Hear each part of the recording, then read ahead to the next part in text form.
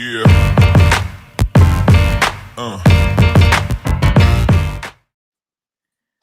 It's that time again, and with great timing we have here on a Monday night doubleheader.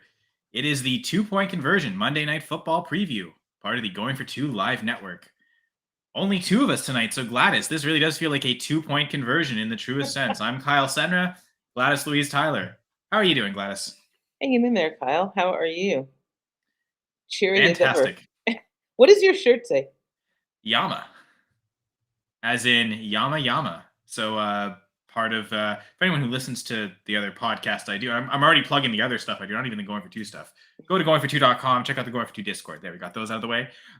Great places. Going for Two live YouTube channel as well. All phenomenal places. But as part of full press coverage, I've got a couple podcasts, and the outro and intro music is done by Patrick Pilla, otherwise known as PA the Second, and he and I have created a band together called Yama Yama, the Yama Yama Band. It's based on his idea, the Yama Yama Sound Studios, which is a recording studio he has. Patrick's from Nigeria, and Yama is Pidgin English for nasty. Oh, nice. Like nasty in the good sense. Yeah. And so the N is silent, I'm assuming. Yeah, it's David Njoku kind of thing, like that type of pronunciation, Yama. Okay. It's there, it's just brief. And you're in a band? Yeah. Why is this the first time hearing about this? Okay, well. What do you do? Do you sing? Do you play? What do you do? I'm a guitarist. Are you? Yeah. I'm oddly intrigued now. Do you guys have anything out? Well, Patrick, he's put out several albums, and usually what we do with the Yama Yama Sound is help bring his music to life. So mostly. Where can I find Patrick's music? Well, PA_II official on Twitter for sure. I think that might also be his account on Instagram. PA_II official. Yeah, so use I for Roman numerals. The idea is it's meant to say PA the Second and that's how he spells it. PA.11. Okay. But if you use computer, because it'll be different, you have to go with II. Okay. PA_. II, Captain. On it. I'm sure Jeff wants me to plug the underdog, and we'll do that because we're already getting off the rails. It seems like which is great. I love it. Jeff is texting you? No, but I just always assume the Overlord is watching, even though he'll eventually watch every episode or listen to everything. I think most of the time he supports us here at the Going for Two Live Network, which is great because he created it. So of course he would want to support that, but you can all do so too. Again, by subscribing to the Going for Two YouTube page, but you can also use our promo code on Underdog. That'll help us out a lot. So if you're new to Underdog Fantasy, sign up using the promo code GF2 or scan the QR code on screen, and that'll allow you to have a double deposit match. He'll have access to that, where whatever you put in that initial deposit, Underdog will double it up to $100. So if you max out at 100, you'll have your 100 that you put in, their 100. It's is it like G.E.E.F.F? Dan, our co-host who can't be here, is saying that Jeff's actually an AI bot. I wonder if it's like Jeff's initials for something generic. I don't even want to know. Generic, efficient, online fantasy football. Yeah, I guess fantasy fun. I don't know. Fantasy fanatic. Hi, Dan. Yeah. Also, Dan is celebrating Yom Kippur. Happy Yom Kippur, Dan. For you and your family. And everyone else who's celebrating. I don't know. I mean, I don't want to be. We only care about Dan. Yeah, exactly. We're selfish humans. I mean, we love the people in our inner circle, but for the rest of you, the rest of the world. Yeah. Now, I will say the people who are watching are part of that inner circle. So I will wish anyone else who is celebrating Yom Kippur and watching good times, and hope you enjoy everyone else. Wait, we need to put what time does the game start? The first game. This double thing. Yeah, it starts in 10 minutes. So part of it is the Underdog what do I call it? The parlays. Because you can't say parlays or props, so you can say paw-lays, like a paw for a dog. So I don't know if I told Jeff to use that one. I don't know if he did. I'm going to, and maybe sound ridiculous, but that's fine. I sound ridiculous every week. But so we pick player contests for their statistics, as well as the game score overall for the higher or lower on the projected total, and then the teams based on their favored. The goddamn Underdog vernacular. I know what I'm talking about. Watch the B League Pick'em show. Forget more more interesting ways to try and get around these keywords. But let's just get right to it. Okay. Gladys. Yes. We got the Buccaneers and the Eagles. Yes, we do. I have a little thing. I made these. Put the effort in. Not that it's that much effort, but it might as well. So yes, Eagles at Buccaneers. The Eagles are road favorites again. This is the fourth straight road favorite we've had. 5.5 favorites. And honestly, none of the road favorites have hit so far. And all three of the matchups we've had so far, they never hit. So are we going Eagles again? Are we tested faith again with another road favorite at Eagles 5.5? Are you asking me what I'm doing? What I'm picking Eagles. Sorry, I have Eagles and over. You got the Eagles and higher. Okay. Yeah. Oh, sorry, higher. That's okay. So you are actually the only one among us going the Eagles. I saw that. Oh wait, I thought I was the only one going higher. I'm going higher as well. Oh, okay. I'm going higher on that one. But yeah, Dan and I both took the Buccaneers, 5.5 point favorites, and really interesting. Yeah. Now I think the Eagles' defense hasn't been good enough, and this is kind of the match I've been waiting for to take the higher, where I don't feel good about either defense, and I feel better about both offenses. So I think it's been a game theory as well, just knowing what the other total is actually higher than this one. So I'll go higher on the lower total and lower on the higher total, and I'm sure I confused someone with that. I'm really sorry, but I'm going higher at the 44. All right. Just because I actually expect this game to be higher scoring than the next one we preview. So I'm a little surprised that this higher lower was higher. that at 44 and the other game is 45. So that made me kind of go for sure going higher on this one at 44. Baker's played well. It's surprising. He has played pretty well. Yep, but it is prime time, so it True. is prime time game. So in that vein, I'm taking. Oh, it's not in that vein. I'm taking for my player. Whatever. I'm taking Jalen Hurts lower than 45.5 rushing yards. Right, because this run defense. Okay, yeah, that makes sense. So, sorry, how many yards? 44.5.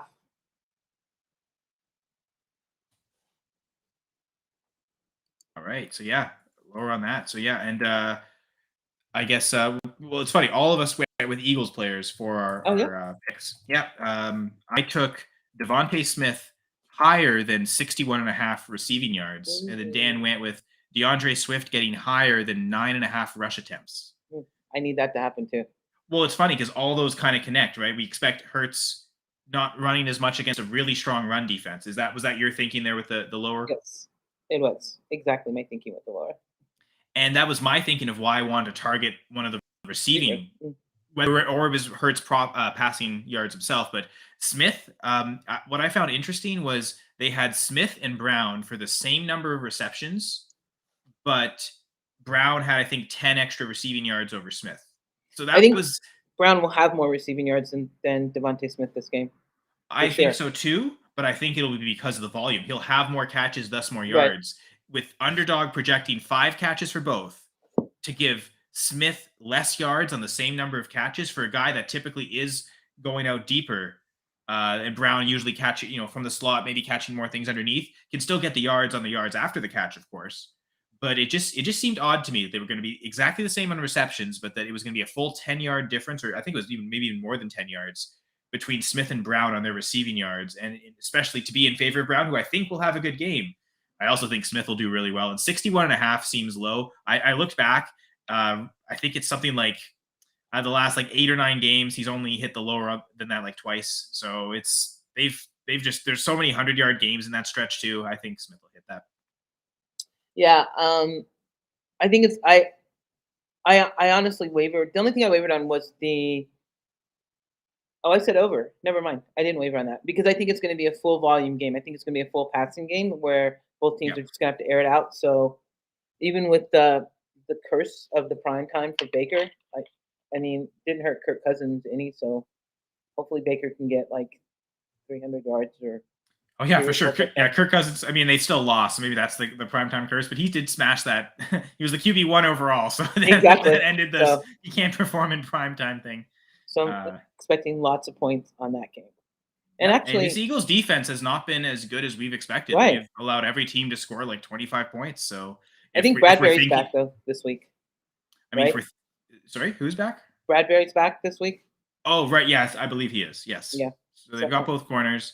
But yeah, I mean, even so, though, I mean, if we expect the Eagles' offense to still operate, I mean, if this Eagles offense allows just 20 points or defense allows 20 points, all the Eagles need to do is score 24 and they get that higher, or 25 and they cover that higher. So I think it's definitely attainable. That is the exact theory that I used picking Russell Wilson in DFS yesterday because I knew Tua and then would score. And yeah, so Denver's going to have to score more points and they're going to have to air it out. Ha! Ha! That is a flawed theory. I'm just here to say. Well, I mean, that's an interesting topic, and I think we've previewed this game well. I mean, it's starting in 4 minutes, so I don't know if there's anything else to say. Maybe, I mean, if Dan wants to comment on his Swift pick, I guess the thing is, if they don't want to run Hurts, they probably want to protect him and run with the running backs more, right? So all our props do tend to connect. If Hurts isn't rushing as much, maybe Swift's rushing more, and more pass attempts and more yards for Devontae Smith. So there's a chance all three of us get those right, and they all combine, or all three of us get them wrong, and everything goes completely different than what we expected. We'll find out. I don't know if I told you this, but I love your red wall. That's awesome. Oh, thank you. Yeah, I didn't paint it. Like this is how it came. Oh yeah, yeah, that's nice. It is, and it's funny because Vic was almost. This is almost like too childish. You might want to paint this, right, Kyle? No, I'm immature enough. That's good. It looks good. Yeah. Yeah. I don't. So here's my whole thing with the Denver game, or I should say the Miami game, because Denver is barely there. Yeah. I think it's karma. I think it's Sean Payton mouthing off about how bad Hackett was, and it's like karma's just kicking him in the ass. Like, yeah, he was bad, but he never had someone run up 70 points on him. And there was I don't know if you saw it on Twitter. Like, I didn't see it on Twitter. Someone sent me the link, but there was a picture where I think it's how do you pronounce his name? Achane.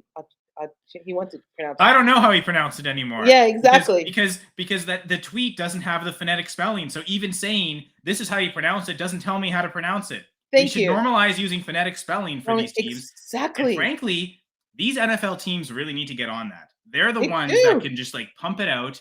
They can get that to the broadcasters. Why aren't teams doing this? Like every team should have a designated player pronunciation name. But I know I've read articles on the WNBA. It's a super big problem for them. And like the players themselves will record their names, send it to the broadcaster, the audio file. This is how you pronounce my name. And I mean, to the credit of, there are a lot of broadcasters that do want to make the effort to pronounce right. And they will research on their own. And but like, it shouldn't be the players. The team should organize that, right? Get all the players together, get a recording session, all their names, and the team can send that out to the media things. And like, why can't, I know there's 90 players on an NFL roster in training camp, but why, all the billions of dollars they have, can you not hire one person and two people per team that could do that, and it'd be fine? We could all know. Yeah. I honestly can't not say Devon Achane. I know, because here's the thing, Travis Kelce came out a couple of years ago. Oh, it's actually Kels. Yeah. Whatever, Kelce. Well, no, and I know on their podcast they've talked about it. Their grandfather came over and decided to he didn't like the way Kels sounded. He just, okay, I'm new country like America, I'm going to say it's Kelce. And then that's what their father grew up calling it. And I guess they've researched that the correct pronunciation is actually this. So yeah, but Grandpa decided long ago he didn't like that one. So this is what it is now. Where are they from? I don't even know. What's Kels from? Well, I mean, they're obviously American. I think that both their parents are American as well. So I think it's, they would have said it on the podcast. Watch the Kelce podcast. I used to watch the Kelce podcast, but during the Super Bowl, when one of the big things was there were two African American quarterbacks playing, Kelce's never got around to that. All they did was talk about themselves and their mom and their dad. So I stopped watching their podcasts. But I used to watch their podcasts.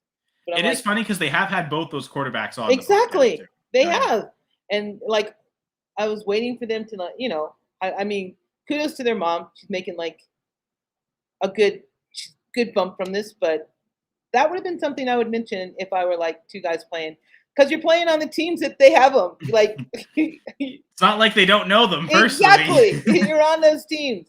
So I stopped watching their podcasts.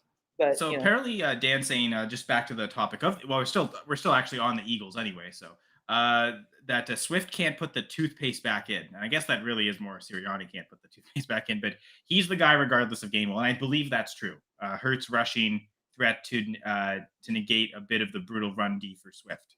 So like Hurts threat rushing, not even the fact that he rushes, will just open things up for Swift. And I think they'd rather give Swift those 10 carries than they would to Hurts. I think. Hopefully, because I'm playing Swift. Not that I don't think I don't think I have a chance of winning any year long fantasy season long fantasy game that I'm behind because of this double header. People have I have Puka, but people have Mayfield, they have Evans, they have Hurts, they have, you know what I mean? There's so many good players that are playing Monday night this week that if you're ahead by 20 points, then you're going to be behind by 100 after it's over. It's funny because last night I was like, okay, I've got this much of a lead. My opponent has Devontae Adams and Stafford. Okay, let's see what happens. It was they didn't even take Stafford. Devontae did it on his own. That was fun. Devontae Adams deserves better. He deserves better. And he did look pretty good last night. But yeah, congrats to Steelers for winning. Now, okay, so topic that JB said that the Bucs only allowed 10.9 points against the slot wide receiver so far. I will say I don't think Smith plays at all in the slot. I believe he's to the outside all the time, and when they go to 3 wide receiver sets, that's when they move AJ Brown into the slot. So he says he's saying Devontae's elite superstar can still get his points. I actually think that's a good stat for Devontae because I don't think he spends very much time at all in the slot. So I think I still think Brown will get his because what they might do if they see that, okay, well, we're going to play 2 tight end sets and we're just going to have our 2 great receivers be on the outside if that's where it takes to beat them, as opposed to move Brown to the inside, right? I'm sorry. Yes, what you're saying is correct. I think that who is another team that does this really weird? I think it's Cleveland. They don't have a designated slot. They move their receivers around so much that you can't predict who's going to be in the slot. The Packers did that a lot with Adams because he would play so much in the slot, but they would play him to the outside. And for sure. No, so, it's a movable position. It's in the Matt LaFleur offense specifically. It's who's the matchup nightmare? That's where we put in there because that's like a mismatch. We want to just get that player. Okay, we want this guy, this skill set in the slot because we want that player to just get a ton of targets. That's what we're going to say. And congratulations on your Packers winning. Yeah, that was an awesome game. Comeback. And yes, I'm pretty sure it's pronounced Ferretti.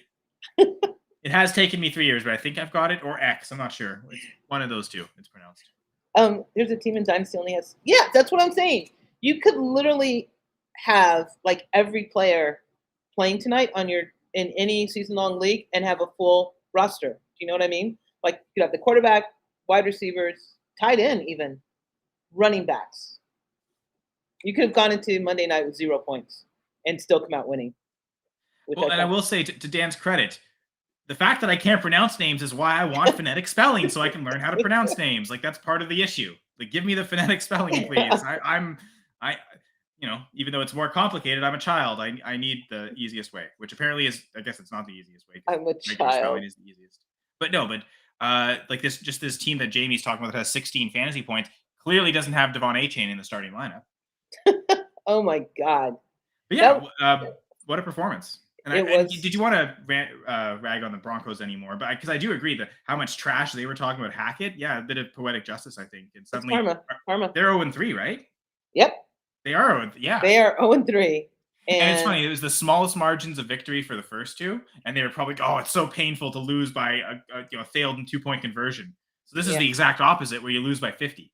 Yeah, and that 2-point conversion, you were lucky to get in the end zone to get a chance at the 2-point conversion. So, yeah, it's karma. Karma is a bitch, and she has Peyton's name on her list. Because why would you? I was gonna say that the Taylor Swift song is "Karma is my boyfriend," even though now it's Kelsey or whatever you pronounce it is my boyfriend. I heard that song today. I don't understand it. I was listening to it in the on the car radio as I was going somewhere. I don't even remember where I was going, but I don't understand the song. And usually her songs are kind of easy to understand. I just want to hear the breakup song after her and Kelsey break up. And that's got to be a good one. Although, Kelsey with just a mustache, she can have him. It's all her. She caught Kelsey. Yeah. Reality shows finally ended. What did Bill Belichick say?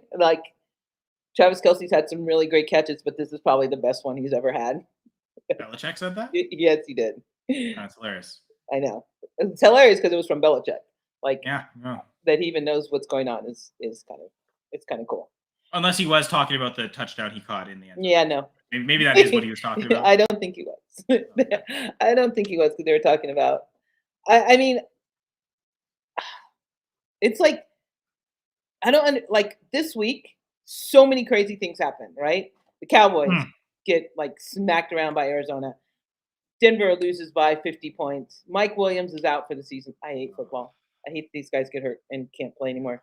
And then while we're hearing about is Taylor Swift up in the box with Travis Kelsey's mom. That's like fucking ridiculous. Well, there was a point where they were talking, and like the broadcasters even mentioned, we've had more Taylor Swift shots in the box than the Bears have scored points, and then luckily Fields scored a touchdown. That maybe he got ahead there, but Are you? They said that. yeah, That's brutal, but probably true. That's brutal. I think it will because like, when he said that it was zero, it was still 0 points. So yeah, all it took was one shot, and it would have been true. Oh, To be honest, All right. there was a big short portion of that game where the Bears scored 0 points. To be honest, there was a huge portion of the Packers game where they had 0 points, and suddenly they just threw 18 up out of nowhere. I only saw the second half, so I wasn't privy to the first half when they got behind. I just saw the second half when Love started like going, "Hey, this is my field, and I'm gonna play like it's my field." There's a And couple drops. Jaden Reed made a couple drops, and then the receivers just really started Jaden making Reed, super he good made a really catches. good catch too, though. Yeah. That No, laid out catch. he made up for the drop by okay, you couldn't make the easy one, but you got I that know one. that's That's the always really funny. hard When, one. Like, yeah, you make the one that's like. well, especially after you get a drop, you just okay, I'm not dropping this next one. Like it must, no matter how difficult. And yeah, I he. will say Chris Olave made a heck of a catch too. I actually love Chris Olave, and I think, and I could be wrong, that Jameis Winston is better for Chris Olave than Derek Carr is. Not that I'm hoping Derek Carr is out for a long amount of time, but I do have Chris Olave. I do have lots of shares of Chris Olave, and I I believe feel like that he did James good Winston. through the first 2 weeks. Yeah, he did. He did okay. But I think with Winston, it's going to air it out a little bit more than Carr would, and that would give me a lot more points for Chris Olave. I will say the offense looked way worse with Winston than it did with Carr. I could see why Carr is clearly the starter, and it was no contest. Yeah, I mean, yeah, but did Winston get any first team reps? Like, Oh no, I mean no, he'll have no, no, he hasn't got any first team reps. That's the thing. Like it hasn't even been close to a competition though. But I think Carr is clearly a tier above Jameis Winston. I don't understand Felix. I don't. What does he mean? For your He's probably just information? bugging me. Why? For my FYI? information. I need more information. Apparently, I've got a rant. Okay, yeah, it's funny, Jamie. I was just talking about this on the Full Press Packers pod today. I guess I plugged it again. But yeah, there's. I have a feeling he's not going to play this week because why bother if he didn't? What's the record? What's your record? 2-1. 2-1. I mean, Okay. this is an important game. They're playing the Lions, and right now it's Where? looking like in Green Bay. In Green Bay. Okay. Yeah. So I think he could play. But I could also see them saying we'll hold him out, and then I think their bye week is week 6. So do they just go 6 straight weeks and hold him out and say you're coming back week 7, and we can hold afloat until you get back? And like if Love learns to win without you, he'll be even better once you're in the game and he has you to rely on. I'm wondering if there's a stat. 3 games with Winston. No need to post, but we're gonna post it anyway, Dan. Because I don't need to hear. And 3 games with Winston last year, Olave had 40, 80, and 145 yards in weeks 1, 2, 3. And then weeks 2 and 3 had 13 targets each game. But like he still smashed with Dalton too, right? Like I almost think Chris Olave is quarterback proof. Now, if Taysom Hill's throwing in the ball, maybe not. But like as long as he has a competent quarterback, and that's what all 3 of those guys are, Chris Olave is like because the Packers really had no answer for it, to be honest. Jair Alexander didn't play, but why was Alexander out? I started. He injured himself late in the week. Like it was like a Thursday thing. He got injured Thursday, and so like playing 3 days later is just not going to happen. I think there might be a chance he plays against the Lions. But I think I played a lot. I played 2 Simmons. I thought I'd taken out, but I did not. But I played Alexander. I would never. I can't think of any matchup that I would sit Jair Alexander. There's not one.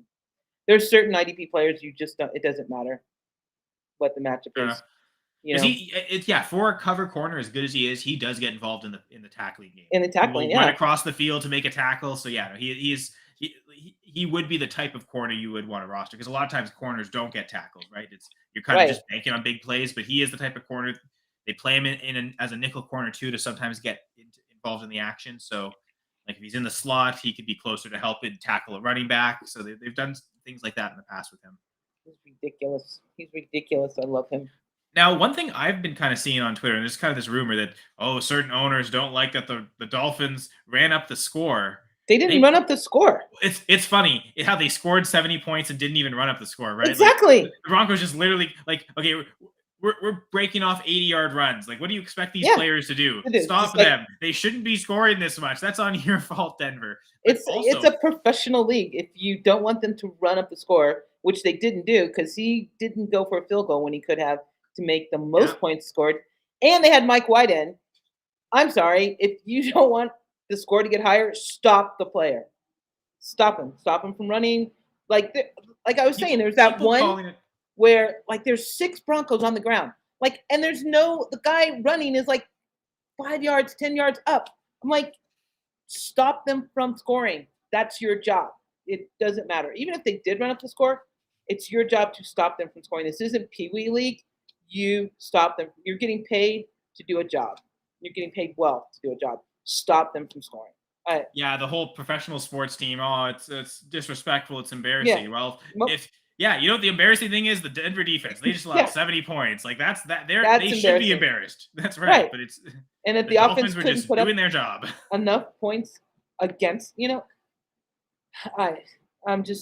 I'm tired of people. It's like, let's protect Sean Payton, by any means possible. It's funny. The dude who helped orchestrate Bountygate is the one where we're like, oh, disrespectful, blah blah blah. Exactly.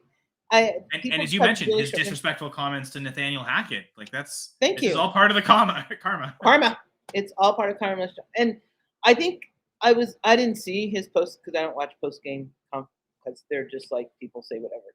But they were talking about somebody asked him about them running up the score, and he was like really short with him.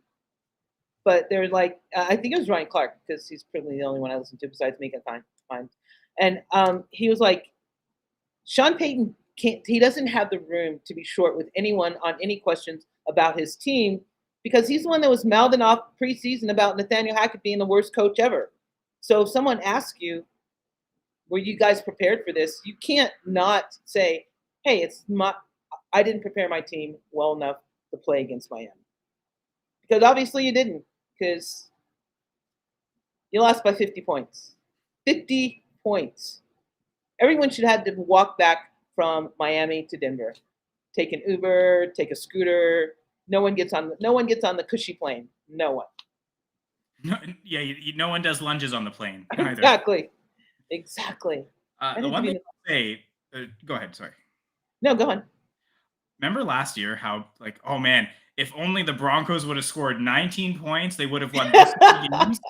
Well, guess what? It didn't work this time because they scored 19 and it still didn't work.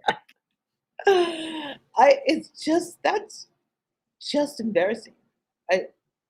I can't even, I don't even like the Broncos, and I was embarrassed that the Steelers lost that badly to 49ers the first game. This, not even compared. I mean, the Steelers can lose the rest of the season. I'll be like, they didn't lose by 50 points in one game. We're good. Mahalo. Yeah, the Cardinals, you mentioned earlier how wild that was, right? Because they've just been pouring it on in the first half and then blowing the game. Second half, yeah. I almost thought the Cowboys would do it too. Like, yeah, they'll make this team 0-3, and they actually lost to it. To this team that everyone expects will go like 0-17. So it would be the most embarrassing loss ever for the Cowboys. They got lucky that this happened the same week that the Broncos just put up 70, right? Like everyone, okay, whatever. The Cardinals are better than we thought. Josh Dobbs is actually a good quarterback. Like we'll blow past that. And the Cowboys, like every year, I remember the Cowboys lost to Zach Wilson a couple of years ago. They still made the playoffs. Like every year, the Cowboys just have this like stinker of a game that they shouldn't lose, and they do. They were outplayed though in that game. Like, yeah, Arizona outplayed them. There was no time in that game that I thought maybe the Cowboys are going to come back from this. Josh Dobbs greater than Dak Prescott. Dude, I've loved Josh Dobbs since Tennessee. Like, I've loved him in his college. I loved him when he went to Pittsburgh. What is he, like a neurophysics scientist or something? He's like ridiculously smart. I thought there was some math involved. Yeah. Yeah, so probably. He's better with the numbers than we are. We just got That the 2-point conversion a there. low Going bar. for 2. That's a low bar. Everyone's better with the numbers than I am. But they were outplayed. That defense, and everyone's like, it was because Diggs was hurt. That had nothing to do with Diggs. I mean, maybe a It's little. funny. I almost thought was Diggs going to get maybe like, okay, the Cowboys defense won't miss a beat, and everyone will be like, yeah, maybe he's kind of overrated. Yeah, but no. Marquise Well, Brown had a they heck of a game. probably would have said that had the Cowboys won.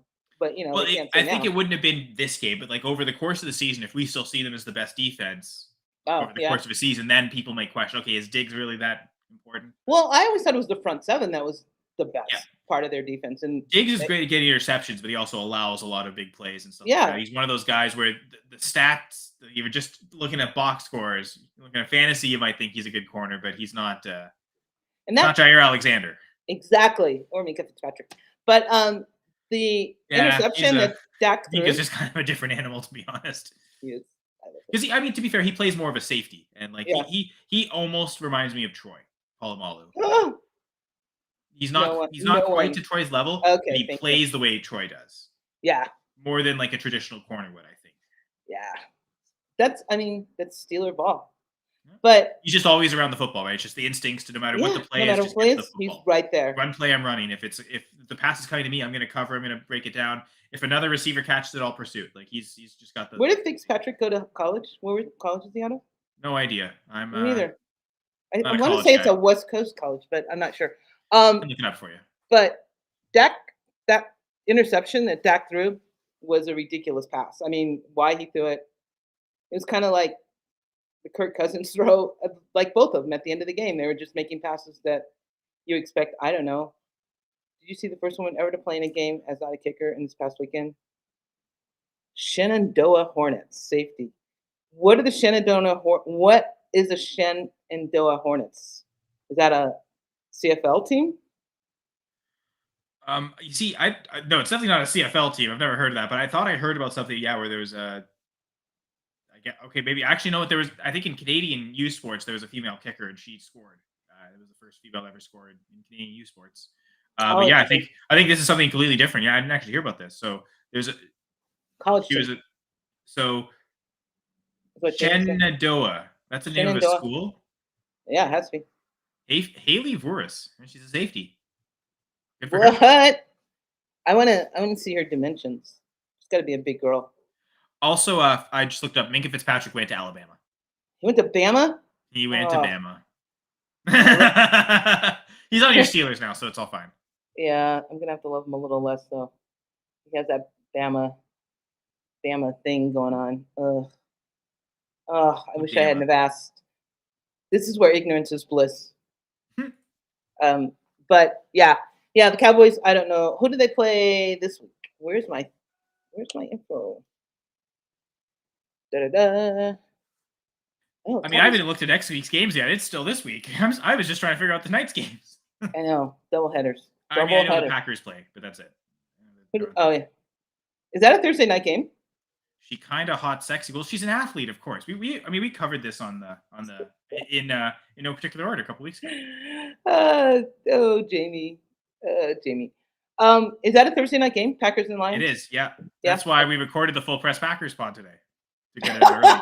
Because normally we'd record it like a Wednesday, so we have injury reports and stuff. Right. No. It'll be an early game, so I'll record tonight. I already had the equipment set up for this, so it's may as well record this one. Nice. And what's the spread right now? I thought it was like Lions 2.5. Oh, interesting. Okay. Yeah, which it's funny because the Packers were underdogs in week 1. They won. They were favored in week 2. They lost, and and now they're underdogs again. They got it right last week. They were favored at home, and they actually got the win, even though they were down 17-0, which is like, no win here. It's going to be an interesting game. Can the Packers keep up with the Lions? Well, it's away too, and Lions are notoriously so much worse when they're not Haley home. Van Voris. Did you look her up?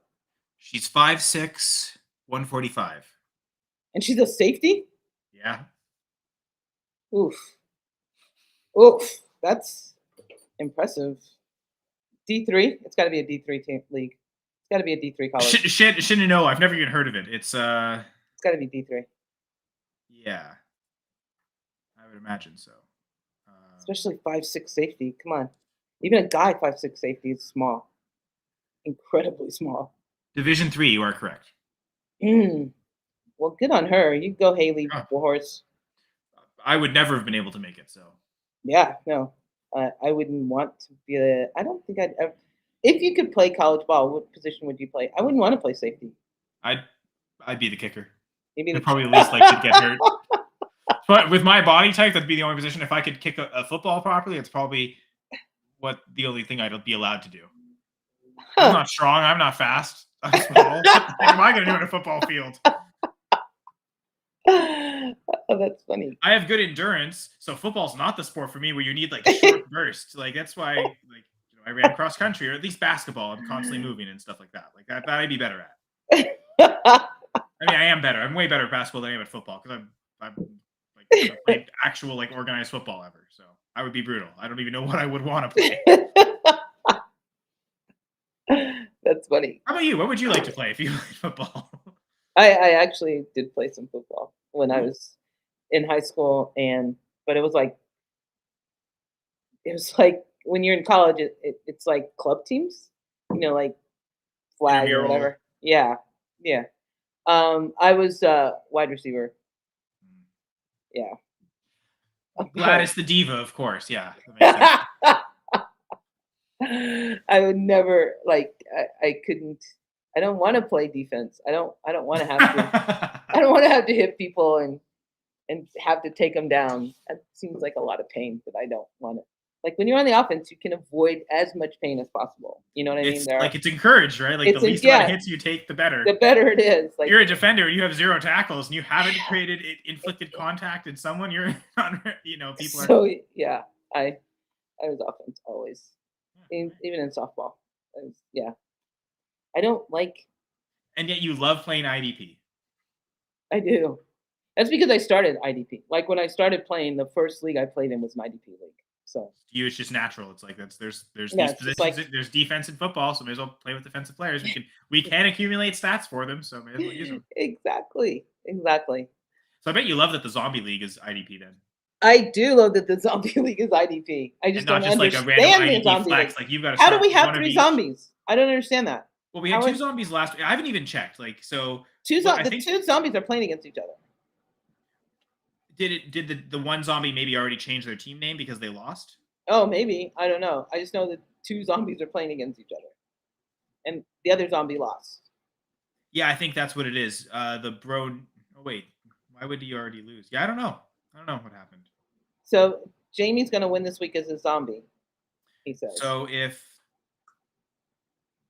yeah, I would imagine. Well, I mean, is he going to win? He's down by 30. Like he's got a lot of players left, but like Atwell, Mixon. He said, "Yeah, bro, name authority. He changed his name already. That's what happened." So they didn't play 2 zombies. I don't understand why though. Like it's already like, and it's not like that. Bro, name it doesn't have a player playing. He does have a player, He's got Whitfield playing right now, and he's up by how much? He's up by 34. And how many players does Jamie And have? that Jamie's got 3. He's got Logan Wilson. I thought I saw Tutu Atwell and Joe Mixon. There's a chance he might not get 30 points out of those 3. I feel like it's a little premature. So, and then you see Josh as the original zombie put up 200. You're like, okay, that's a win too. And then nope, that team won as well. So, Jamie's already doing his victory laps. You're gonna. Oh my God, Gladys, you're projected for 300 points. You're crushing it. You're gonna go 3-0. You are doing awesome in this league. I'm 0-3. I've already tripled my loss in total from last year. You know what's going to happen the week I play a zombie? I'm going to be able to score like 100 points or something. All that good will for nothing. All the good ones. God. Like I am seriously really bad in like I'm 0-3 in like 2-3 leagues and 1-2, and it's really bad. I'm sitting players that Mike Williams. I'm sitting like I set I'm just looking at I have Mike Williams in the zombie league. I set Tank Dell. Well, although I mean that was a crazy call, but I knew Stroud was going to throw the ball. I knew he was going to air it out, and I set Tank Dell. I set somebody else that scored like a shit ton of points. Oh, Jimmy G, who outscored Daniel Jones by 30 points easily. It's funny. I I, had to play Jimmy G in a league. oh yeah. Yeah, no choice. Like it was a team I had with Rogers, and Uh huh. so like as a super flex, so like I didn't really have a second quarterback.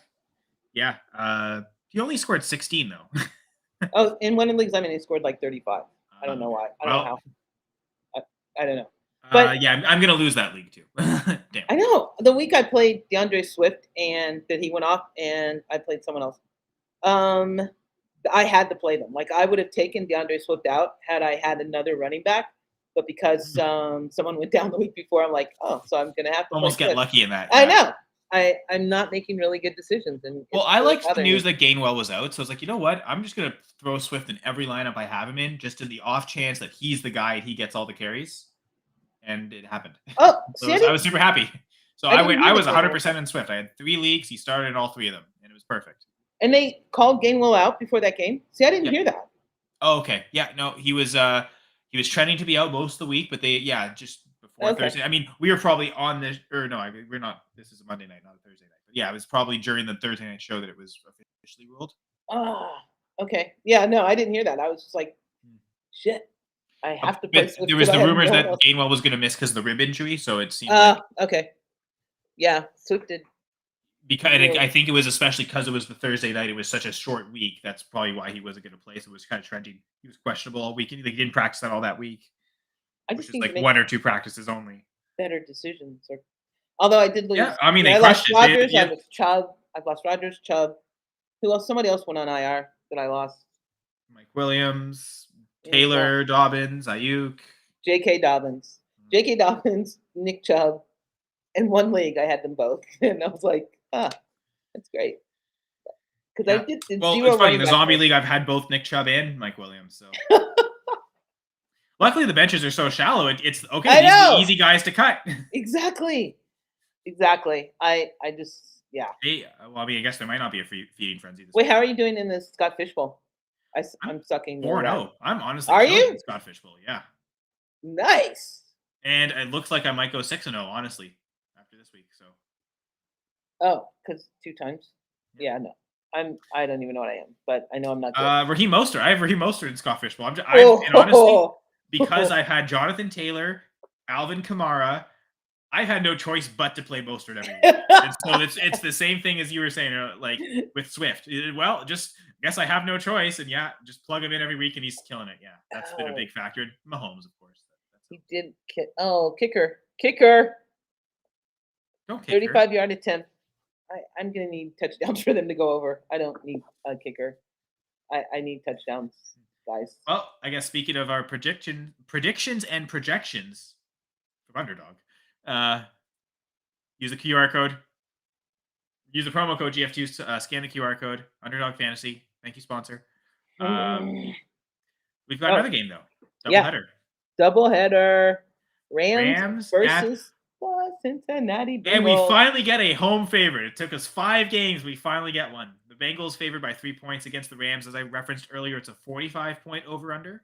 And I guess quickly I made that reference.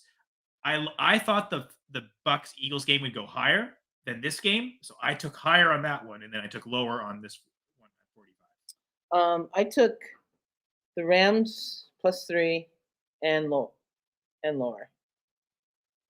Right. So it's funny that all 3 of us had something different. Like none of us had the same 3 for either game, because you and Dan both went with the Rams, but he went higher and you went lower. Dan and I both had the Bucks in the last game, but he went lower than I went higher. And then of course And who do you have the in this one? Eagles. I'm going to take the Bengals. Really? And honestly, it just came down to was Joe Burrow playing or not. If Burrow plays, I like it as 3-point favorites. I don't think it's too high. Uh-huh. I think it's kind of priced in to account that he's not 100%. I would think if he was healthy, this would be higher than 3. This would be 5.5, maybe. Now, maybe not if they're 0-2 typically, but I also think if he's healthy, they're maybe not 0-2. But yeah, I just have a feeling we saw the Vikings go 0-3. I don't think the Bengals are that team. I think they avoid the 0-3 streak, so I think they win this, and I feel confident enough that they'll buy at least a field goal. So I'm picking them. And what was your prop? Your player? Yeah, we'll get to that. But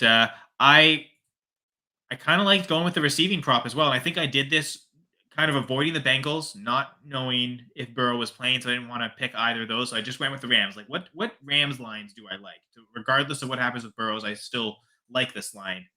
And Tutu Atwell really spoke to me. I liked both his lines actually. It was I think it was 50. I think it's 54 and a half receiving yards, Okay. like that. I like that higher. Nakua is questionable, so he may not be 100%. So, and we've seen Tutu just gain tons of targets. He's clearly the number 2 target on that team. And if Nakua is hurt, then maybe Atwell is the number 1 guy. And I think from a volume perspective, I really loved 4.5 receptions. 4.5 receptions? Yeah. What's his? Whoa. You went higher, right? I went higher, yeah, for sure. He had 6 and 7, I believe, in the first 2 weeks, respectively. And again, if Nakua is not is limited at all, I think it just means more volume for Tutu Atwell. So as much as I like the receiving yard line, I also didn't want to go with 2 receiving yard props. I mean, it screwed me last week. Oh, new advice for people. If you see 36 and a half on any stat line, take the under. Because I swear to God, Dan had Josh Allen week 1, 36 and a half rushing yards. He took higher. Josh Allen had 36. Literally missed it by a half yard. Last week, with the Cooper being questionable, I took Elijah Moore higher than 36 and a half receiving yards. He had exactly 36. Missed it by half a yard. So 36 and a half is the magic number to always go lower. Because when a player's that low, they're probably not good enough to get higher. That's something good to remember. I took Burrow under or lower than 23 and a half completions. I think he's going to be hampered by that calf. I think they're going to depend on the run game or try to depend on the run game. So any Mixon stat, I would go higher. But yeah. And Dan was thinking similar to you because he went T. Higgins lower than 66 and a half receiving yards. Yeah. Oh, wait, what? 66 and a half? Yeah, he's going lower. Okay. I think the only reason I would, well, no, not Higgins. Yeah, because I think that if he throws, he's dumping it off. So he's dumping it off to Mixon or he's dumping it off to Boyd. So I would watch their stats. And if they run enough screens with Chase as well, like they'll just get him the if that's going to be the game plan, they'll just throw a ton of stuff to Chase underneath and let him just kind of run past it. That's been a problem. And just the low yardage totals for Ja'Marr Chase. Yo Lardage, how are you doing, Lardage?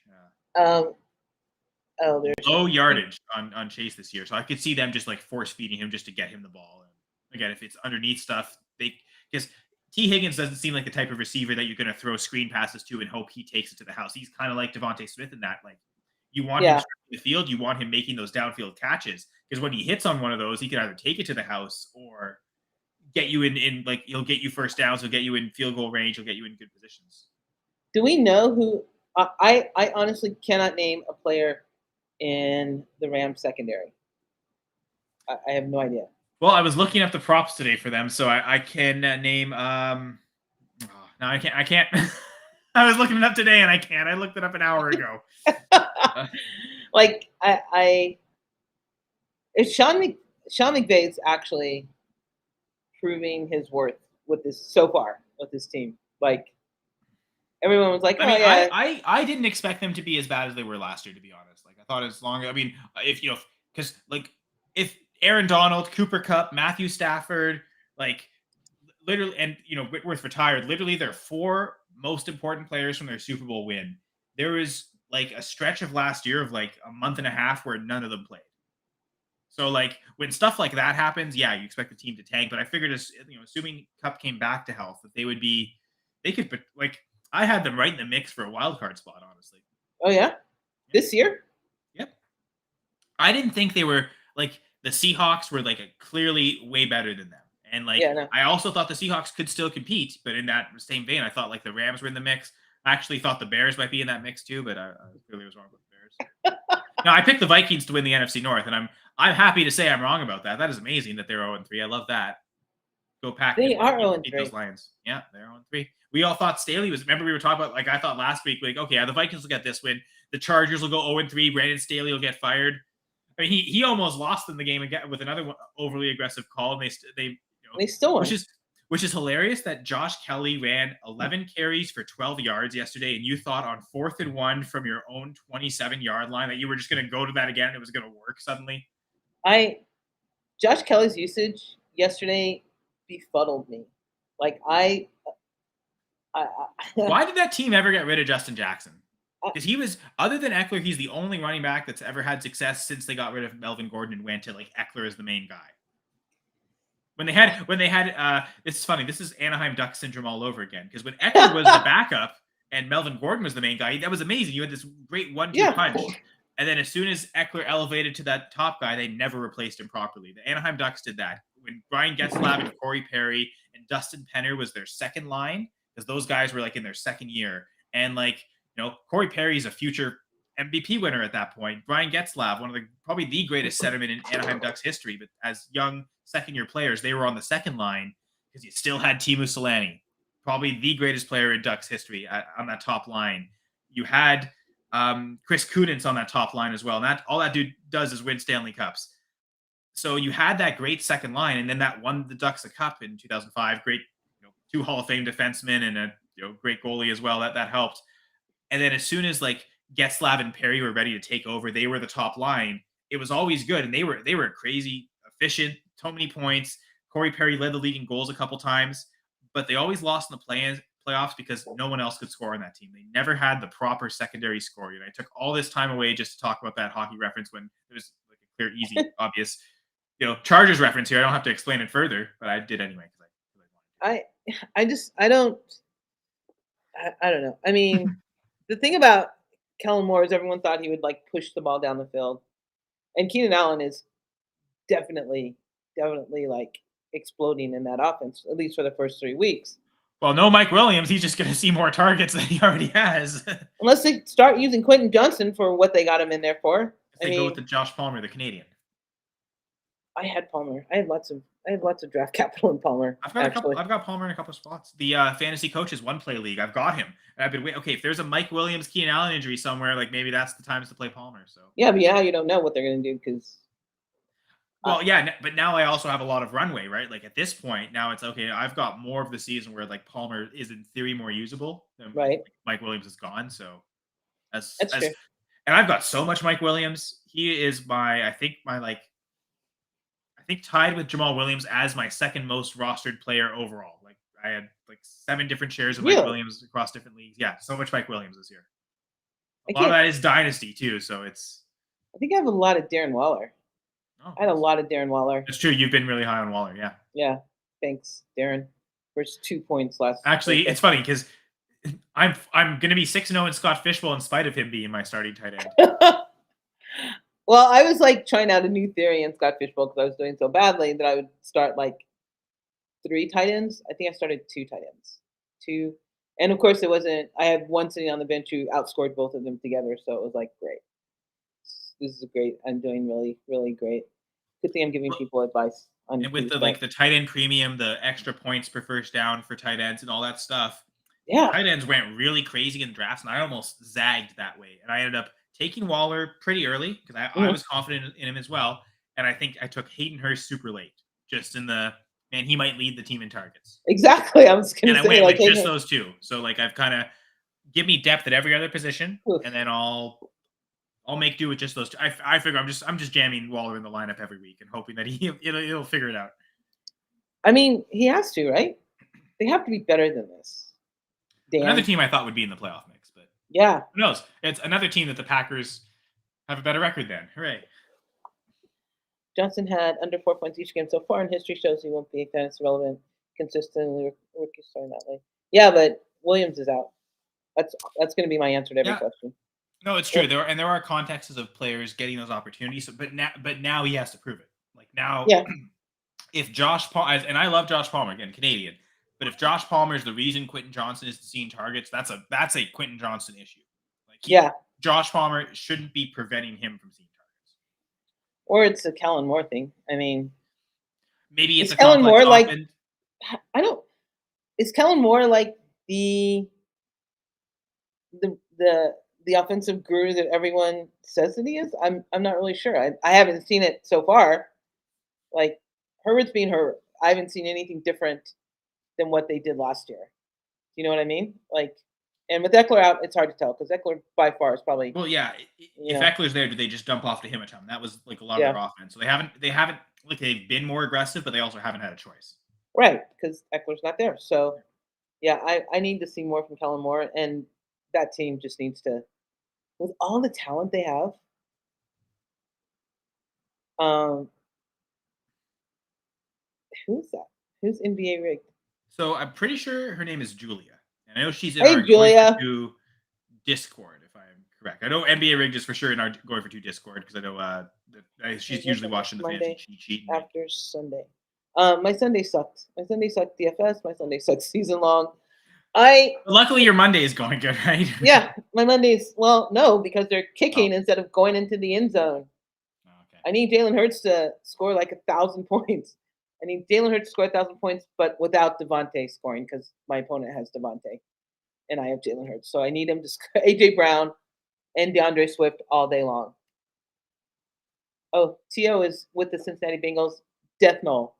I am so glad I picked the Rams because he is like a curse. To really Yeah. interesting. And so is uh, wow. It must be like during during the Pittsburgh Vegas game, it was like all the Hall of Famers were there, but it's Vegas, so it's Right. like, yeah. Oh, she's Oh. gonna. That's who's gonna beat you in the Zombie League. Ah. Yeah. Well, congrats. Yeah. Probably going 0-3. Well, again, luckily I haven't lost to a zombie though. That's really all that matters. But I mean, eventually I'll miss the playoffs though if I keep losing. So. Wait, Oh yeah, Team Julia Jones. Yeah, clearly, clearly it's Julia. Okay. Yeah. There you go. Congrats. well, yeah, you're killing me in our dynasty. Like, it's not even close. Our dynasty. The I thought I dynasty. was playing Yeti this week. I'm playing Yeti in something. Who am I playing in? I'm playing Yeti in something, and I'm playing you in something else. And you're beating me, and I'm beating Yeti. But Yeti has like 4 players going tonight, so again, double Oh, header. it's the Danny and D's Superflex League, the redraft one. It sucks. Right. You've done really, yeah. In spite of Kirk Cousins outscoring Daniel Jones by 25 points, I'm crushing you. Yeah, exactly. Exactly. I mean, you've got Puka Nakua and McPherson, so you want at least one kicker to kick a lot of points. Next game, not this game. Oh, that's right, Ken Walker. I've only got Ken Walker in a couple leagues, even though I've touted him so much. And that's one of the leagues, so it's coming through. Yeah. You you were big on Kenneth Walker? Oh yeah, I was saying before the NFL draft, I was calling him the Dynasty RB1. Oh, Yeah, he was number one in my rankings. So are there any 1-2 players on all your fantasy leagues that you guys are fire selling after watching them? I have too many injuries to fire sell anyone. well, that's the thing. I almost want it like in Dynasty leagues. I kind of want to sell those injured players, so I don't have to worry about it even next year. But no, like seriously, like I got a few shares of Nick Chubb. If I can try and sell them, especially with the recent news that okay, it's just an MCL tear. Like, does that suddenly upped his value to where he's more appealing to trade away now than he was, last week when it was just like, oh, devastating, his career's over. Which people looked I over. Yeah. I'm not really good with trades. Like, I'm not really good with putting people. Like, someone in one of my leagues is trying to get rid of Tua, but I can't think of anyone of value because I think that's the league I have Hurts in that I don't need Tua. It's not a 2 quarterback league. So What I that don't. would make me do is, can you get a second piece that's so worth it that you don't mind going from Hurts to Tua? Yeah. Are they willing to give a second piece on top of Tua to that you give them Hurts? Like that would be the way I would go about it in that. Yeah, but I like I said, I don't. I'm not. There's no player that I'm fire selling. There's no player that I can think of that I have that like if I were, it would be Darren Waller. Like he's the one player that has underperformed for the first 3 weeks, I think. And I'm not sure that offense is going to get up to par that he will perform how I thought he would. But with the tight end pool being so shallow, I can't think of any other tight end that I would want to stream week to week and take the chance of Darren Waller. balling out once I give him away. Well, if you give him away, you almost don't even want a tight end because like the person getting Yeah, him probably also doesn't have a good tight end. So that like you probably would want to okay, I'll give away Waller, let me get stronger at another position, and then I'll just stream off the waiver wire because whatever crappy tight end I trade for is probably gonna be no different than whoever I stream off the waiver wire. yeah, and If that other team has a bad tight end, they'll probably cut them when they get Waller, just pick them up, and they're not even part of the trade. I think a lot of the problem is in most of my redraft leagues, I went like running back late. Like I didn't go for running backs until so in every league I have 3 running backs maybe, and like one's good and the other 2 are serviceable. And no, and with the running backs falling off like they are, like Josh Jacobs, I wouldn't want to pick up. JT until I find out where he's going. I don't want to pick up. So there's no running back of value that I could think of that I'm willing to fire sell a player for. And that's the only position I can think I would do that for. It's for a running back, but we don't have. There's no clear cut running back one right now. I don't think. I mean, I think it's McCaffrey, but like yeah, from a dynasty perspective, Yeah, even Bijan did really bad this week against a yeah. notorious bad defense Lions. So I don't know what to think about that. The one guy I might sell after a strong performance this week, Jerome Ford. Mm. He got all the work. I I think. said him too. I think. Well, but I think I'm especially going to be like aggressive this week. My thinking is, Hunt will eventually take some work. Right. He took all that work from freaking Nick Chubb. You got to think that, come on, Cleveland. There's no way you can't not have him take work from Jerome Ford. Like, oh no, this is the guy we're going to give all the carries to, not Nick Chubb, right? So I think eventually his role will reduce, but he's 2 touchdowns this week, strong performance. I'm going to see can I, like in our FBC Dynasty League, I'm going to try and shop him off after that strong performance and see what I Yeah. get. Um, I'm only in that one dynasty league, so I don't have anyone worth trading in that league, unfortunately. Wait, did you say what Dan's props are for the next game Yeah, T Higgins under. and game Rams Oh, over? Rams and higher. Okay. He's the only one who went higher on that one. It's funny. Um, He was the only one to go lower on the last one. We both agreed on higher, lower this week, oh, nice. Um, which we've only done once so far. Bills, Jets. We both said lower, and we both got that. Actually, all 3 of us said lower. So, yeah. Was there anything? Nothing was unanimous this week. no. So that's interesting. 2 weeks ago, or last week, yeah, 2 weeks ago, yeah, we all said lower, and that came through. Last week we all picked the Browns -2. Never Well, picking against the Steelers again, yeah. ever. Even if I think they're going to lose, I'm not picking against And I them. think, like, yeah, especially with Jamie saying, like, this was supposed to be a tough run defense, and then he Yeah. went and he got 2 touchdowns. Are people super encouraged about him now? So now I wonder if, because I swear, in the FBC Dynasty League, I sent out, I'm pretty sure it was 8 trades because because a couple teams don't have seconds, but literally every other team that had a second, Mhm. I obviously didn't trade with myself. So like I might have been honestly, it might have been 9 teams I would have traded with. Certainly, I think 8 at the very least 8. Gator countered back for a third. Dan countered back for a 26 fourth. That seemed more like it was on principle. Like, I'm going to give you the least valuable pick possible. That's what I think of Jerome Ford. I'm going to give you a pick, but it's going to be so worthless that you're just going to reject anyway. Well, yeah, and that's true. He only carried it 10 times. So what happens if Kareem Hunt comes in and he doesn't even get 10 carries, right? But I also think that might have been matchup and how much he was involved in the passing game. That could be a role. Maybe he keeps that role all year, but I do think that Hunt just seems like a natural in that once he gets reacclimated to the offense, he'll get a lot of those third down work. So yeah, I could see Ford getting around 10 carries most of the year. Is he scoring a receiving touchdown every week? I think the fact that he got 2 touchdowns on such low yardage game, it was a tough matchup, but he scored 2 touchdowns. I wonder if that's what makes people again I'm trying to sell him because I think this is the peak of his value. Can I get a first for him right now? If someone's desperate enough, probably not. If I throw a few things like here's Ford in a second, like can I package something to get a first? But at this point, Gator countering for a third, Dan countering for a sixth. Everyone else just didn't respond at all. How I many of didn't. those people? Did I get it? I I did. didn't see a trade. Maybe I'll check. But anyway, all to say, how many people maybe saw it and like, oh, I don't know if I want to give the second, and just like they weren't sure what to do, so they just didn't do anything.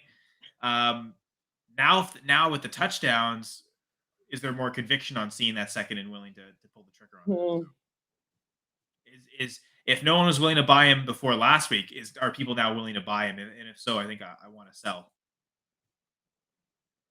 How would you evaluate his hands? Is he a good receiver?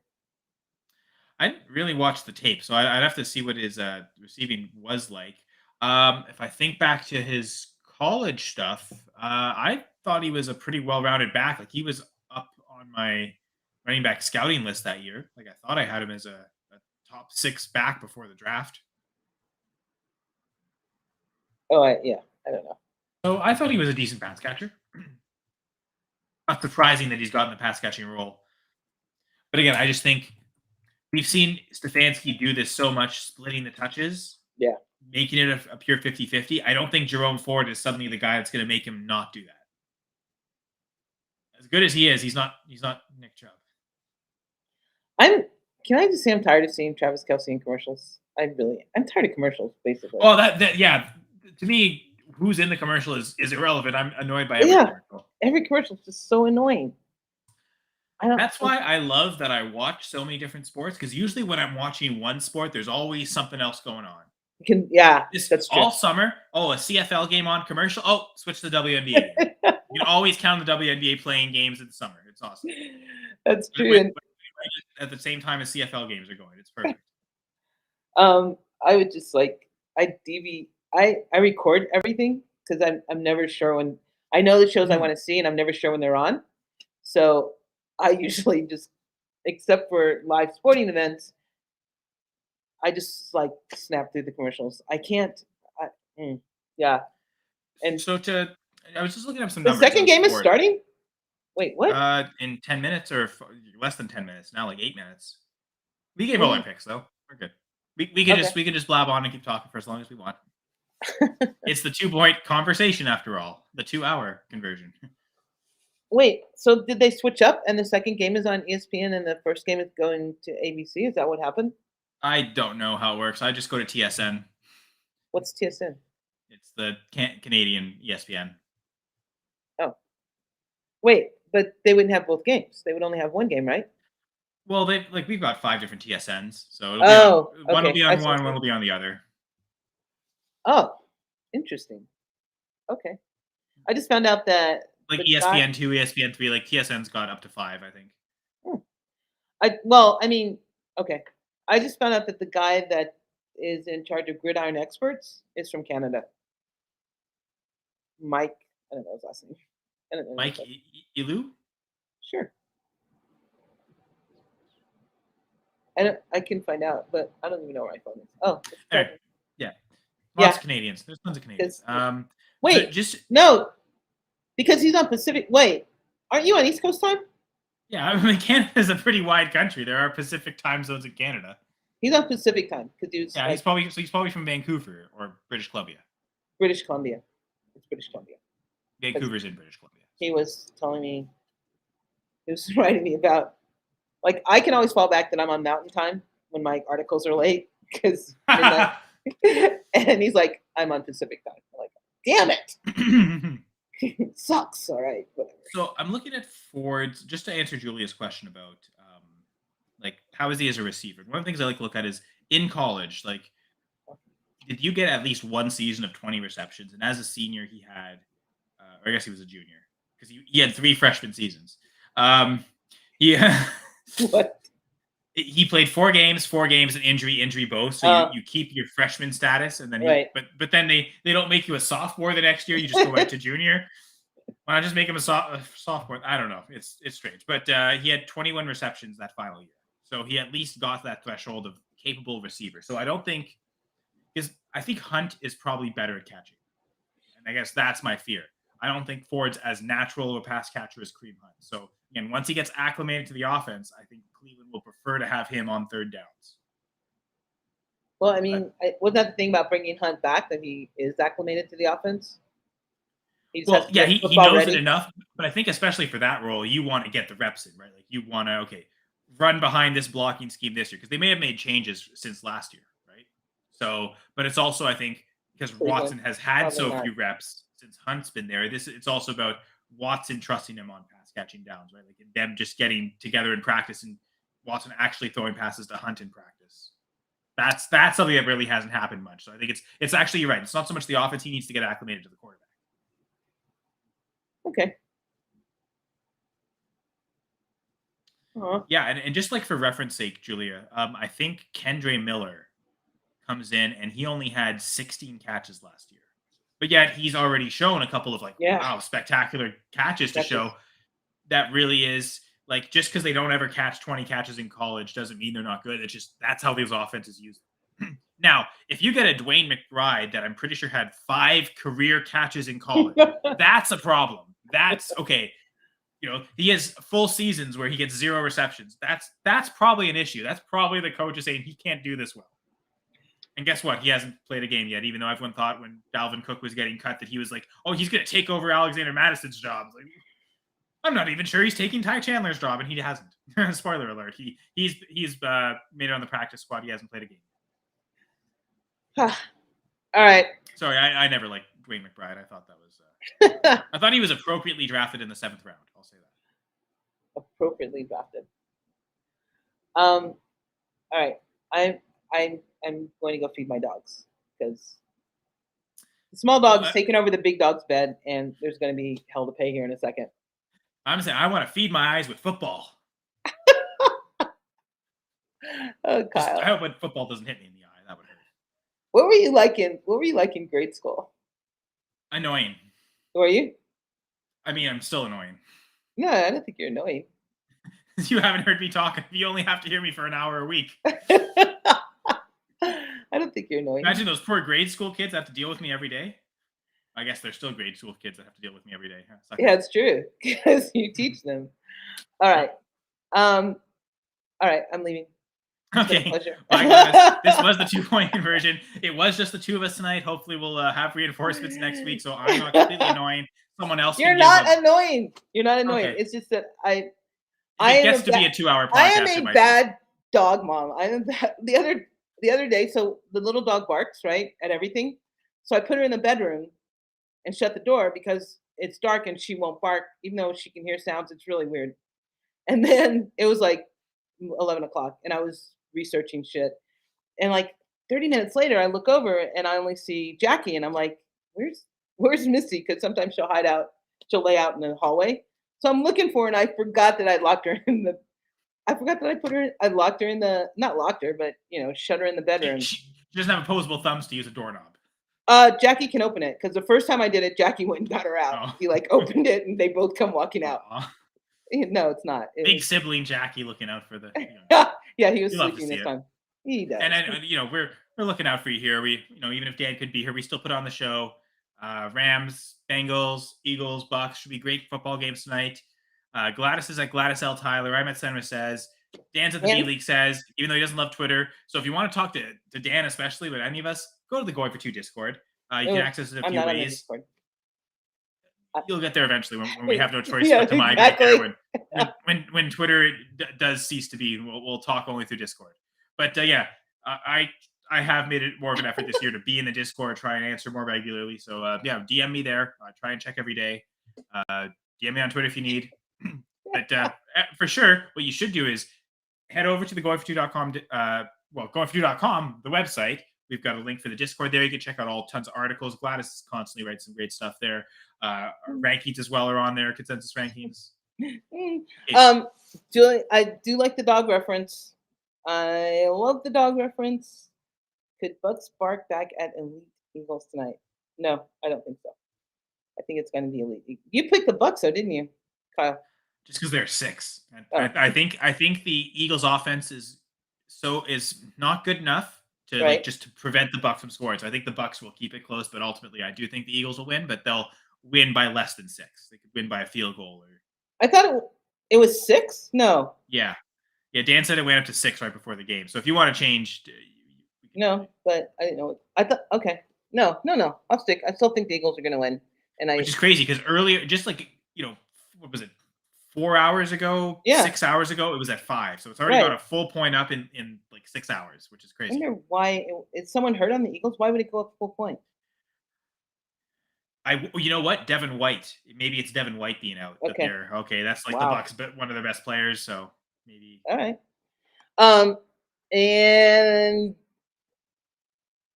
we're uh off. Go. Bye. No, I'm just kidding. no, But well, yes, check out all the great Going for Two live shows. So do it. Gladys has the In No Particular Order show, which is on Saturday mornings. I don't know if Dan will be doing a B Leagues Pick'em show this week on that show. But Why if so, it's always fun. is Yom Kippur last? Is Yom Kippur just a 1 day thing?